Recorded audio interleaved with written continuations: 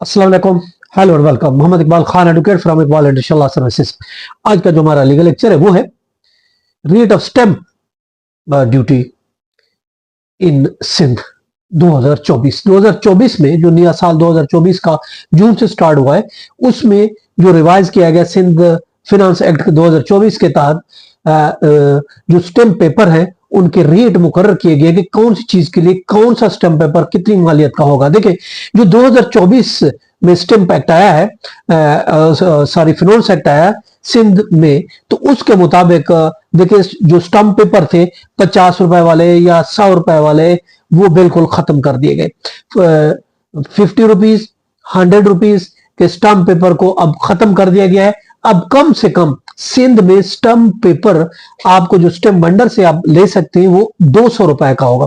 200 रुपए से कम मालियत के सारे स्टैंप पेपर खत्म कर दिए गए हैं और आप जो मैनुअल तौर पर स्टैंप वेंडर से 200 रुपए वाला स्टैंप पेपर ले सकते हैं। आपने कोई एफिडेविट लिखना है या कोई छोटी मोटी तहरीर आपने लिखनी है तो उसके लिए एफिडेविट के लिए कम से कम 200 रुपए का वाला स्टैंप पेपर जो स्टैंप जो फरोश है उसे आप ले सकते हैं। इससे ज्यादा मालियत के जो स्टैंप पेपर है जो 500 रुपए से लेकर ऑनवर्ड हो गए 1000, 2000, 5000, 10 आगे जितने तक आप स्टैंप ड्यूटी अगर आप पे करें, जुडिशियल स्टैंप पेपर लेना है या फिर आपने किसी एग्रीमेंट के लिए लेना है या फिर आपने किसी पावर ऑफ अटॉर्नी के लिए लेना है तो आपको ई स्टैंप पेपर लेना पड़ेगा। ई स्टैंप पेपर के लिए ऑफ कोर्स आपको पता है आपको ई स्टैंप पेपर के लिए आपको कोर्ट में सॉरी आपको ऑनलाइन ई स्टैंप पेपर परचेज करना पड़ेगा और उसके लिए आपको ई stamp.gov.s.pk की वेबसाइट पे जाके आपको जनरेट करना पड़ेगा।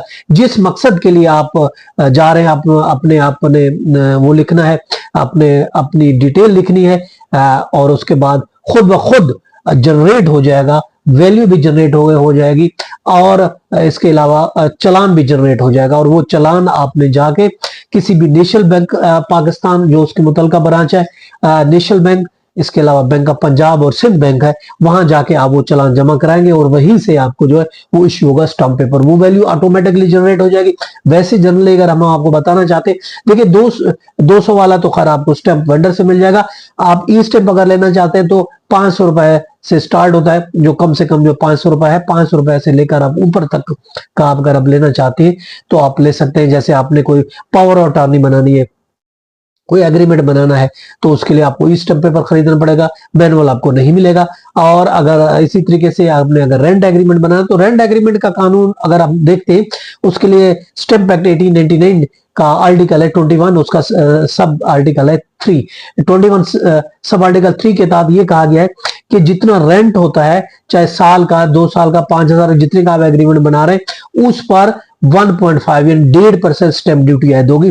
1.5% के हिसाब से आपको वो स्टैंप ड्यूटी पे करनी पड़ेगी, तब आपको ई स्टैंप पेपर इशू होगा जिस पर आप एग्रीमेंट, रेंट एग्रीमेंट बना सकते हैं। और इसके अलावा वैसे पावर ऑफ अटॉर्नी कम से कम अगर जो है और आम केस में कोई पावर ऑफ अटॉर्नी अगर आप बनाना चाहते हैं तो ऑफकोर्स उसके लिए ऑफकोर्स आपको 1000 रुपए पे करने होंगे।